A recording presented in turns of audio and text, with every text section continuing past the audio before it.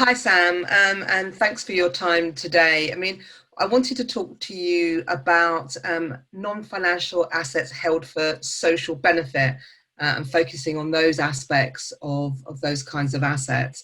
As before, in many of our other videos, I wanted to talk about what you've been hearing about people's experiences of this.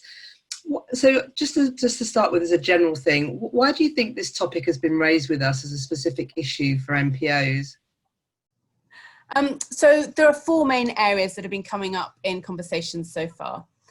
One of the issues for NPOs is valuing donated assets, especially if they're secondhand. Another set of issues is about donor-funded assets, which sometimes come with use restrictions or a requirement to return the asset at the end of the project. Linked to that is this challenge of expensing assets for donor reporting while capitalizing them for the year-end accounts. And we touched on that in our last webinar on the 11th of August about financial statement presentation, didn't we? Third issue I hear relates to charging projects or donors for the use of the NPO's own assets and how to treat depreciation of shared assets. That can be a headache. And then the final issue is about impairment. What if an asset has been damaged or its usefulness is impacted by legislation? How should that be reflected in the financial statements? So in the for-profit world, we have these concepts like, present value of future cash flows, but it's a bit hard to see how to apply those ideas to assets if they don't generate any revenue. Yeah, absolutely. And I suspect you've touched the tip of a very large iceberg there in terms of the number and range of issues that relate to non-financial assets.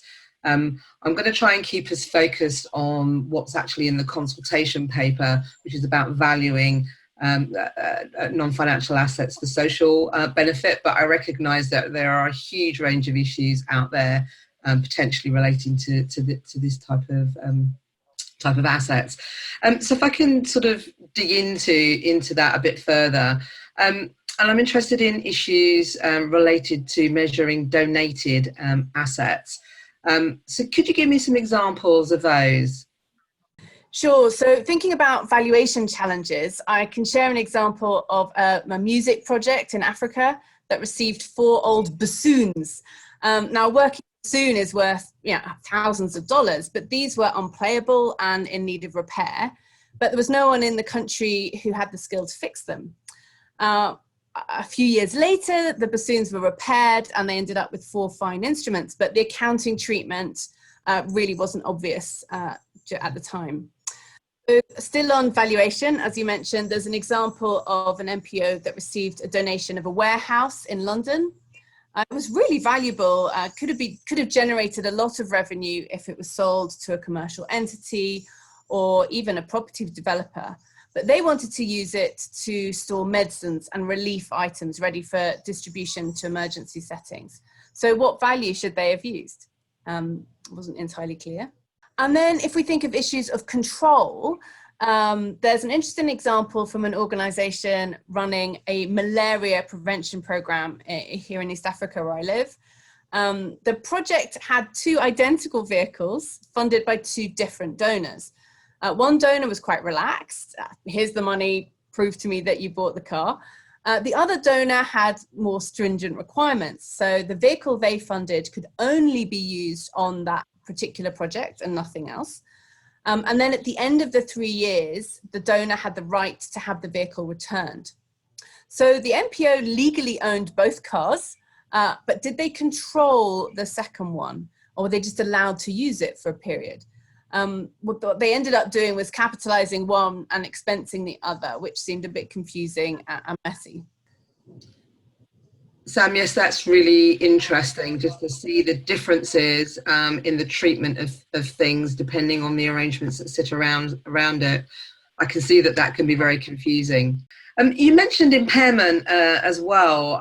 So if there is an event that could result in an asset's value being reduced, and that can happen from time to time for all sorts of different reasons.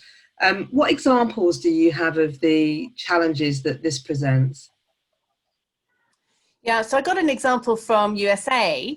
where there was an NPO that constructed affordable housing.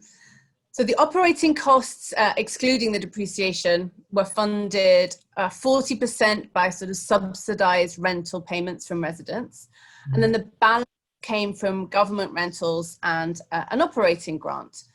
They run at a small surplus if you include the government rentals and the grant. So then back in 2008, there was the financial crisis, and that was considered a triggering event because property values dropped. So the entity decided to perform an impairment analysis. How should they calculate the recoverable amount? Was it based on the sale value of the property? Was it based on the revenues it generated? Again, they had to make some decisions there. So as you mentioned, other examples of impairment in an NPO context could include property that's damaged by fire, or a vehicle that's written off in an accident, or rendered unsellable due to a change in government legislation, maybe medical equipment that breaks down. So this could happen in company settings as well, but the particular issue for NPOs is because the value of the assets to the NPO isn't necessarily linked to its sale value or how much income it generates, but rather the way that its use contributes to the social mission of the organization. And I think that's really at the heart of the challenge of this topic for us. Yeah, I can see that that's a really important issue to address. I mean, we've touched on a kind of number of measurement issues there. I mean, do you think these issues are a concern for stakeholders such as funders? It would be good to know if you've got any examples of those. Well, honestly speaking, the top priority I see from a funder perspective is about the custody and the stewardship of assets through things like an up-to-date asset register. That seems to be the thing that's top of their mind. But one really, practical issue for asset valuation and measurement relates to insurance. A lot of entities that use book value as their insurance value just for convenience, and that might have an issue. And then stakeholders are often particularly interested in the market value for land and buildings. For example, the board might consider relocating to realize those gains rather than sitting on an asset that they might make more out of. So those are the kinds of issues that I see top of stakeholder minds. Great, thanks, Sam. That's been really useful to get some real examples there of the issues that sit around this topic. Very much appreciated, and thanks for the conversation today. You're welcome.